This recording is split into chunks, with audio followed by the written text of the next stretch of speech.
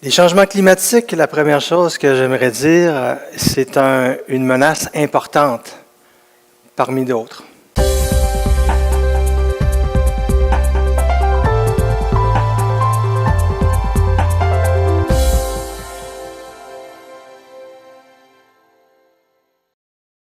On a glissé un mot tout à l'heure sur les menaces en environnement. Elles sont nombreuses, elles sont importantes.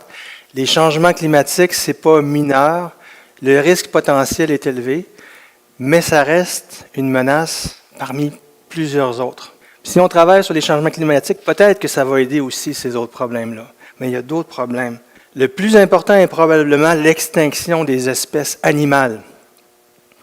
Et ici, il y a un article qui dit « La Terre a perdu 60% de ses animaux sauvages en 44 ans ». Imaginez, vous avez une tarte qui représente l'ensemble des animaux, une figure, vous la coupez en trois, depuis 40-50 ans, vous enlevez 2 pointes, il reste une pointe. Ça, c'est les animaux sauvages qui restent en 2 générations. Et ici, les scientifiques nous annoncent qu'il y a 1 million d'espèces qui sont menacées d'extinction. Et dans la presse, ici, il y a un article récent qui dit que la perte de biodiversité, la disparition des espèces animales, est une menace plus insidieuse que les changements climatiques. Et j'aimerais apporter un éclairage biblique là-dessus. On va ouvrir une parenthèse. Dieu aime les animaux, d'abord. Quand il a tout créé, il a dit, c'est bon, c'est très bon. Il a pris le temps de le faire. Genèse 1, même Ninive, il ne voulait pas détruire la ville, notamment à cause qu'il y avait des bêtes en grand nombre. Une compassion pour les animaux. C'est ces créatures. L'homme a le devoir de conserver les espèces animales. Donc, il n'y ait pas d'espèces qui disparaissent. Et c'est pour ça qu'il a mandaté Noé de faire une arche, une immense boîte de bois insubmersible qui est l'équivalent de capacité d'environ 400 wagons de train. Là. C'est immense pour mettre un couple de chaque espèce pour ne pas perdre les espèces. Lors du déluge, oui, les animaux vont mourir en masse, mais les espèces vont être conservées. Maintenant, Dieu a donné le droit de tuer et de manger un animal. On a le droit. Genèse 9. Et on a ça aussi dans le Nouveau Testament. Tue et mange. On a le droit. Mais on doit conserver les espèces animales. La Bible dit aussi que la cruauté envers les animaux est péché. Proverbe 12. Le juste prend soin de son bétail, mais les entrailles des méchants sont cruelles. Donc voilà les principes pour éviter de déraper. Les animaux sont importants. Il ne faut pas les sous-estimer. Au contraire, il faut les aimer, il faut en prendre soin. Mais il faut établir une distinction, ce que la Bible fait. Donc j'ai fait une parenthèse sur les animaux comme étant un enjeu prioritaire, les extinctions, la conservation. Maintenant, je reprends le point des changements climatiques. Les changements climatiques, c'est un fait. C'est un fait, c'est basé sur des observations répétées, ce n'est pas une invention. La fonte accélérée de la calotte polaire, c'est un fait. L'ours n'est pas menacé, l'espèce animale n'est pas menacée, contrairement à ce qu'on laisse entendre, d'après ce qu'on peut comprendre. Mais la calotte polaire, oui, il y a un impact, ça rétrécit. Les glaciers reculent, on peut le voir, on peut le mesurer. Ici, c'est le glacier Athabasca dans les Rocheuses, ce n'est pas si loin de chez nous. Il y a un réchauffement de l'eau qui entraîne une élévation du niveau de la mer. Il y a des pays qui la prennent à leur détriment. Il y a des courbes, c'est mesuré, là. Ça, ce n'est pas des inventions ou des hypothèses. Le niveau de l'eau augmente et continue à augmenter. Pourquoi? C'est que l'eau, quand elle réchauffe, elle prend plus de place. Donc, forcément, l'eau monte. Et en Floride, ils commencent à avoir des sérieuses préoccupations à cause de ça. Parce que le problème va s'accentuer du fait qu'il y a d'autant plus d'ouragans. Les saisons irrégulières, les records, les tempêtes tropicales, inondations, sécheresses, feux de forêt, vous me direz, il y en a toujours eu, peut-être. Mais là, c'est record qui est battu année après année. Est-ce que ça va continuer? Est-ce que le réchauffement va se transformer en ère glaciaire? Il y a différentes possibilités. Peut-être qu'il va rester limité. On ne le sait pas. On rentre dans l'incertitude. Michael Ord, qui est un climatologue, c'est quelqu'un qui s'occupe du climat, pas un météorologue qui va prédire dans la température dans quelques jours, mais le climat à l'échelle de plusieurs centaines d'années dans le passé et le futur. Michael Ord a travaillé pour différentes grandes organisations créationnistes. Il exprime souvent le point de vue créationniste. Et il va dire, First, global warming is real. The evidence for global warming is compelling. C'est irréfutable. C'est un créationniste qui dit ça. Oui, les gaz à effet de serre, l'augmentation a un effet sur le réchauffement. Le réchauffement est vrai, observé. Oui, le CO2, les gaz à effet de serre ont un impact, mais jusqu'à quel point? Donc, il y a des zones d'incertitude dans le débat. Et c'est ça qui fait l'objet de chicanes, même entre des groupes qui ont des idéologies opposées. L'autre aspect, c'est la lutte contre le changement climatique. On voudrait l'arrêter, ou du moins ralentir, qu'il n'est pas trop loin. C'est plutôt ça l'objectif, c'est le ralentir. Mais pour le ralentir, il faut connaître les causes. Donc, c'est quoi qui va causer des changements climatiques? On va regarder dans le passé. On a ici un graphique, c'est un peu petit pour vous autres, là, malheureusement. Mais ça part de l'an 0. Ça vous dit quelque chose, l'an 0? Il y a un événement important qui est arrivé, un événement extraordinaire. Et par la suite, jusqu'à l'an 2000, et on va d'abord aller à droite. Il y a une petite ligne noire. La ligne noire, ça veut dire que c'est des données solides. On a mesuré une élévation de température de l'air ou de la mer, de l'air surtout, et ça a monté. Donc, c'est un fait, c'est observé. Mais les autres lignes des autres couleurs avant, jusqu'à l'an 0, c'est toutes sortes de couleurs, c'est des modèles, c'est des hypothèses, on n'est pas trop sûr. Mais il semble qu'il y a eu ce qu'on appelle le petit âge glaciaire. Donc, à peu près dans le temps que Jacques Cartier est venu faire un tour ici. Et avant ça, dans les années 1200, il y a eu ce qui est appelé l'optimum climatique médiéval. Imaginez, il faisait plus chaud en Europe, il pouvait même faire du vin en Angleterre. Après ça, les températures ont diminué. Et là, ils ne pouvaient plus faire de vin en Angleterre. Et c'est une des raisons qui explique pourquoi les Anglais ont voulu envahir la France. Okay? Le changement du climat. Donc, il y a eu des changements. Les modèles sont plus ou moins précis, mais il y a quand même des tendances. Et on pense que c'est le changement de l'activité solaire qui a causé ça. Le soleil, c'est gros, hein? Puis il y a des variations, mais une petite variation dans le soleil, là, wow, ça peut avoir un gros impact sur la Terre. Si on va plus loin, avant l'an 0, là, on commence à être dans le très spéculatif. Surtout quand il y a des scientifiques qui nous amènent avec des âges de 100 000 ans, 1 million d'années, 4 millions d'années, puis on va dans les milliards, et qui sont toutes basées sur un ensemble d'hypothèses qui ne sont pas vraiment prouvables scientifiquement, mais qui croient. Donc, il y a beaucoup d'incertitudes là-dedans. Mais on sait qu'il y a eu un âge glaciaire, on le voit par les glaciers, les différents vestiges sous les glaces. Et il y a Michael Ord, dont je vous ai parlé, que lui pense que c'est à la suite du déluge. Le déluge aurait entraîné tout un bouleversement, évidemment une inondation globale, mais un mouvement des plaques tectoniques. Et quand elles s'entrechoquent, ça fait par exemple l'Himalaya, mais ça fait toutes sortes de modifications aussi, comme le volcanisme. Et le volcanisme, lui, va changer. Quand il y a beaucoup de volcanisme, ça change aussi le climat.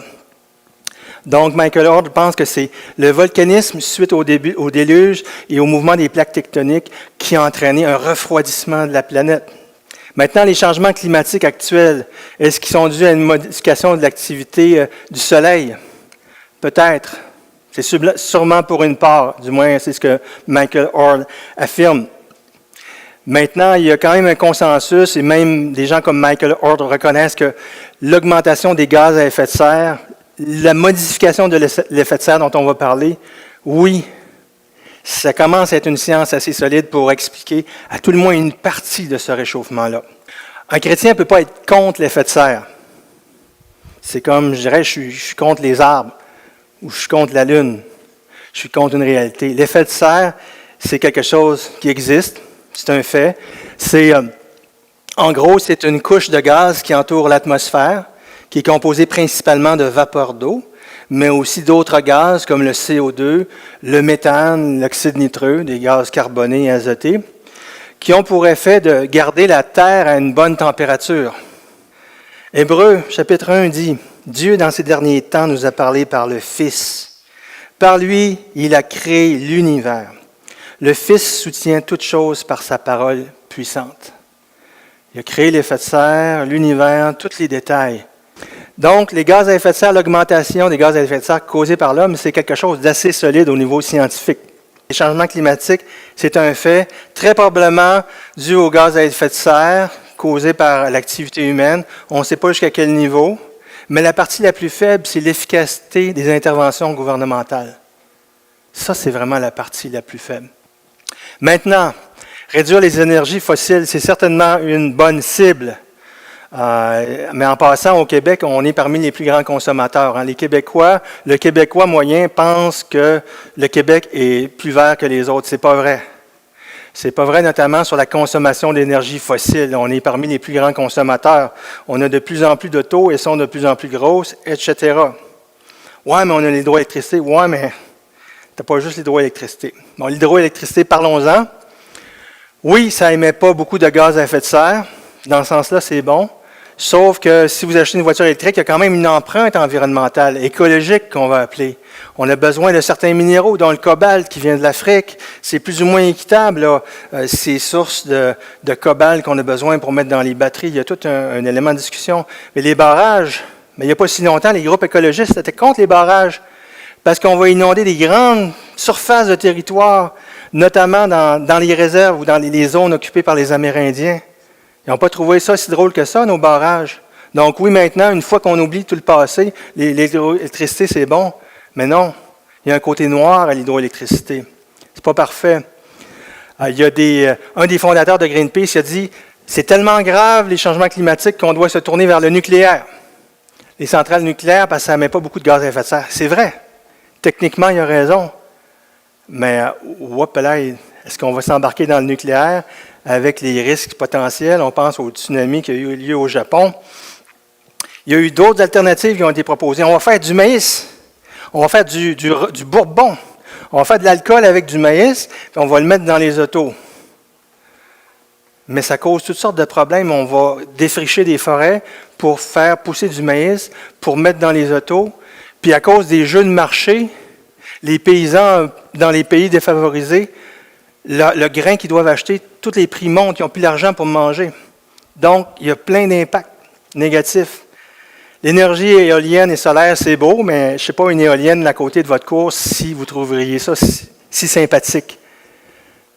Il y a toujours un côté négatif. Le chauffage au bois, c'est le plus écologique en termes de gaz à effet de serre. On brûle du bois, ça fait de la forêt, on brûle du bois, c'est carboneutre. Mais si tout le monde se mettait à chauffer au bois à Montréal, là, il y aurait une épidémie de cancer. Okay?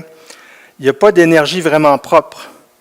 Donc, la solution, on peut discuter sur les sources d'énergie, mais c'est de réduire la consommation et le gaspillage, peu importe la source d'énergie. Donc, oui, il y a quelque chose à faire.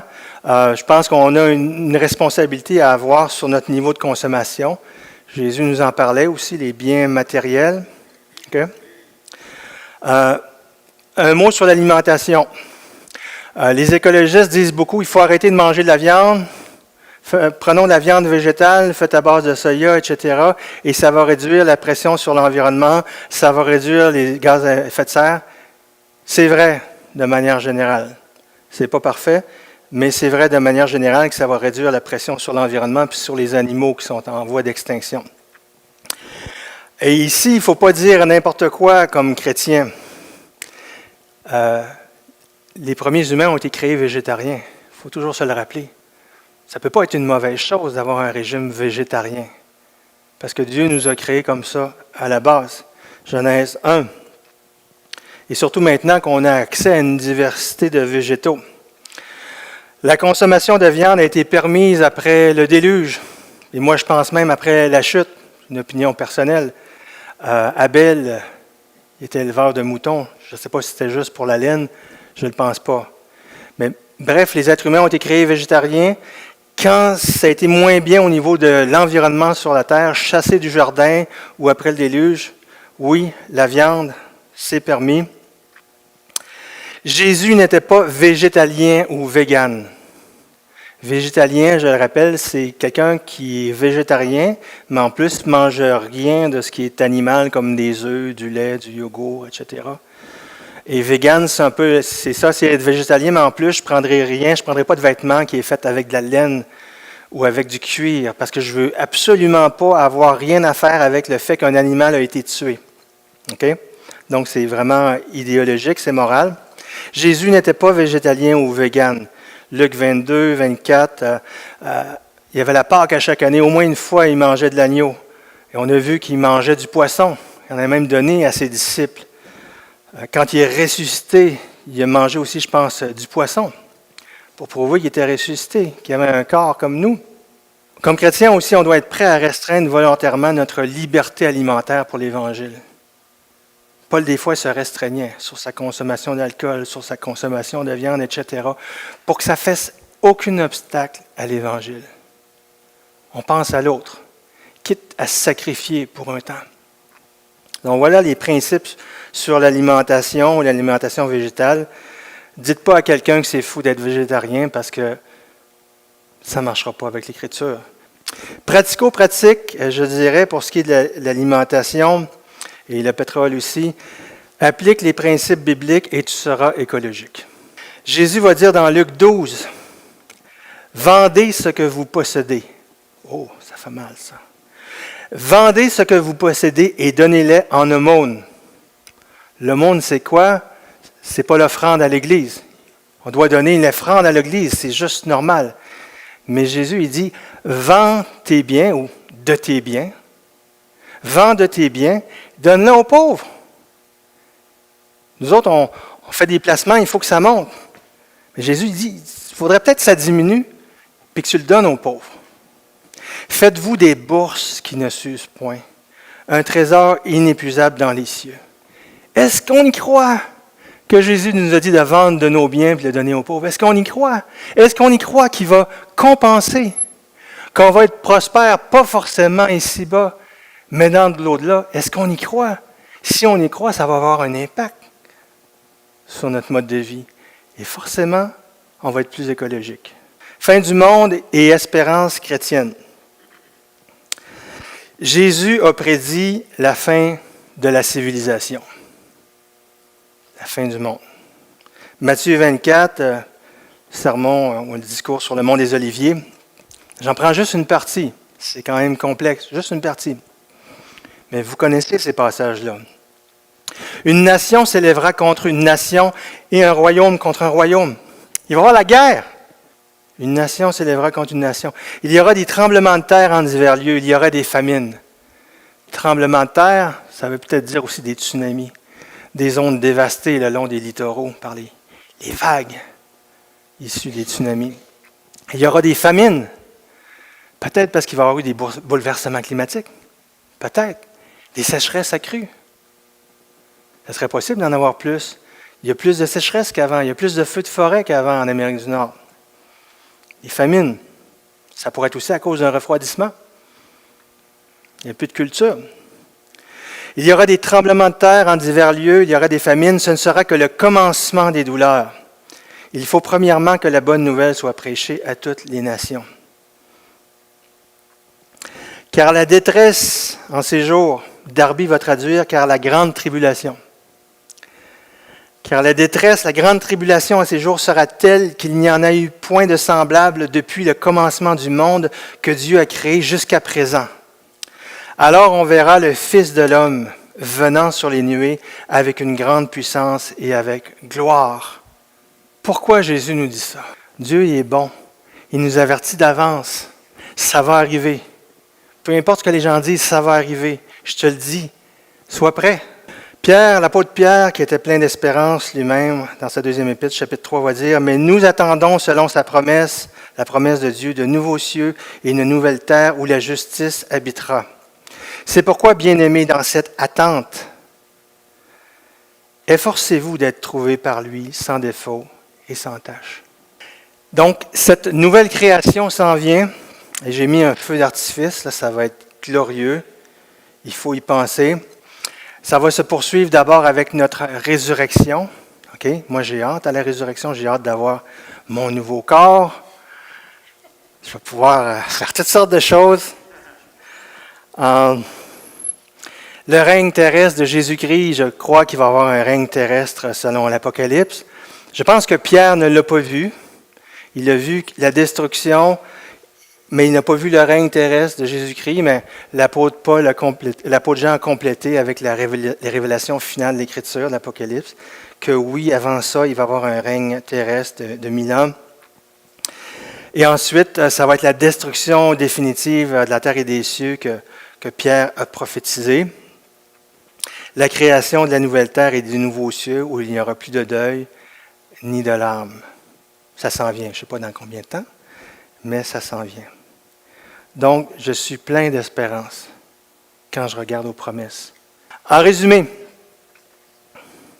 l'environnement, c'est la création de Dieu qui nous environne. On a vu ça au début.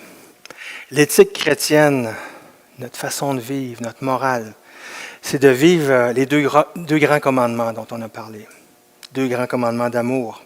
Et il y a aussi des principes spécifiques sur différents aspects de la vie, sur l'eau, sur la nourriture, sur les déchets, etc. Jésus-Christ est la solution pour la crise écologique et puis pour le salut